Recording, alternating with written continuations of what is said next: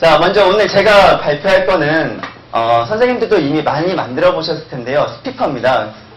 제가 만든 거는 병뚜껑을 이용하고 그 다음에 페트병을 이용해서, 그러니까 페트병을 재활용해서 만들어 보는 거였고요.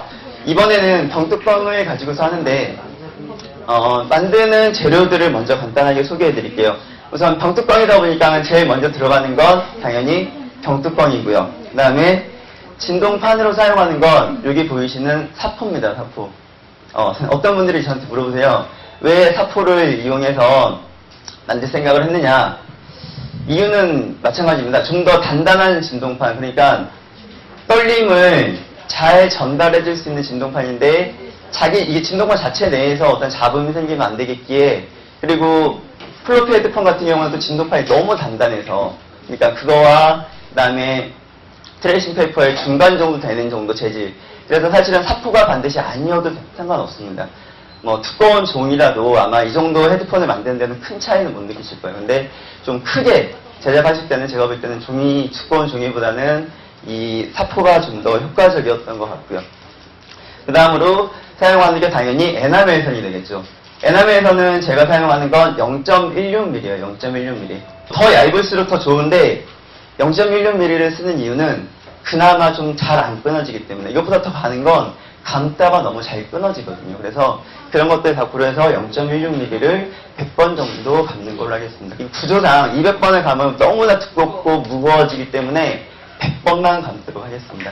여기 보이시는 것처럼 몇 번을 감아준 다음에 마지막에 끝에서 이렇게 꼬아주기만 하면 풀리지 않고 이렇게 잘 붙어 있을 수 있습니다.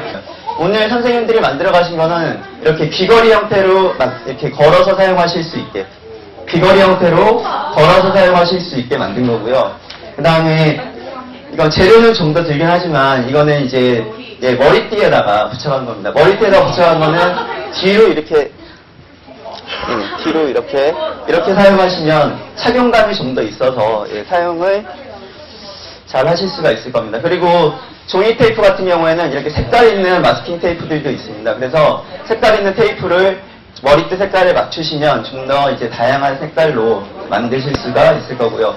이거는 철사를 이용해서 말 그대로 머리띠, 철사로 머리띠를 만든 겁니다. 그리고 에나멜선 감으시면서 이건 앞에 있는 건 순수하게 병뚜껑이 아니라 여기에 있는 건 순수하게 페트병만 가지고서 만든 겁니다. 이거는 제가 소리를 한번 들려드릴게요. 근데 아시다시피 제가 가지고 온 앰프라든지 이게 성능이 그다지 우수하지 못하니까 좀 조용히 해주시면 아마 소리를 들으실 수 있을 겁니다. 이제 가까이 가.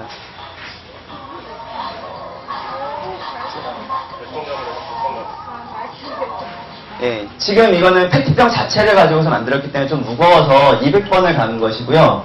그 다음에 여기 오른쪽에 보이시는 건 여러분이 지금 만드시는 것과 동일한 겁니다. 동일한 걸 이용했는데 단지 구조나 이제 스피커의 형태로 만든 거고요. 그래서 이거 같은 경우도 이렇게 여러분들이 소리를 들으실 수가 있습니다. 근데 아시다시피 스피커는 앰프가 없으면 사용이 불가능합니다. 그렇기 때문에 학생들에게 스피커를 만들어준다는 건 너무나 무리인 것 같고요. 그래서 가져가서도 조금이라도 들을 수 있는 헤드폰의 형태로, 귀 가까이에서 들을 수 있는 형태로 만드시는 게 가장 효과적일 것 같습니다.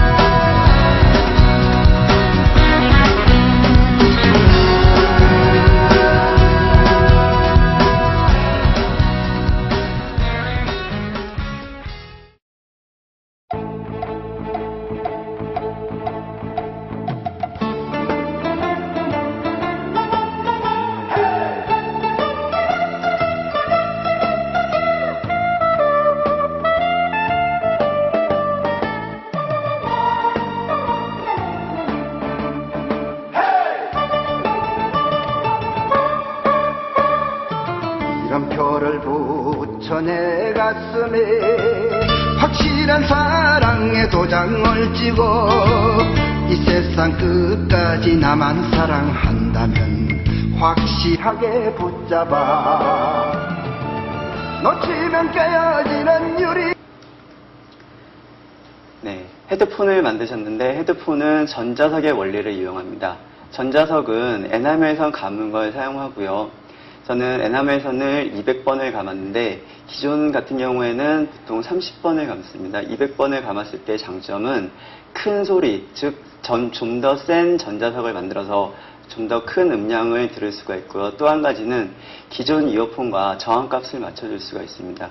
기존 이어폰의 저항값은 보통 30옴 정도에 설정이 되어 있고요. 100번에서 200번 정도를 감았을 때의 저항값은 15에서 15옴 정도가 나옵니다. 정확하게 일치하진 않지만 그래도 근접한 값을 맞춰줄 수가 있습니다. 그 다음으론 사포를 이용했습니다. 진동판으로서 사포를 이용했는데 그 이유는 진동판 같은 경우에는 떨림이 잘 전달이 되어야 되고요. 그리고 떨림이 전달되는, 진동이 전달되는 과정에서 잡음이 들어가면 되지 않기 때문에 사포를 이용했고, 반드시 사포가 아니라도 두꺼운 종이를 이용해도 크게 상관은 없을 것 같습니다. 단, 좀 더 큰 음량이라거나 아니면 큰 크기의 스피커를 만들 경우에는 사포가 좀 더 좋은 음질을 낼 수 있었기 때문에 사포를 이용하시는 게 훨씬 더 좋을 것 같습니다. 네, 지금까지 이어폰의 원리를 이해하고 그것을 직접 제작해 보았습니다.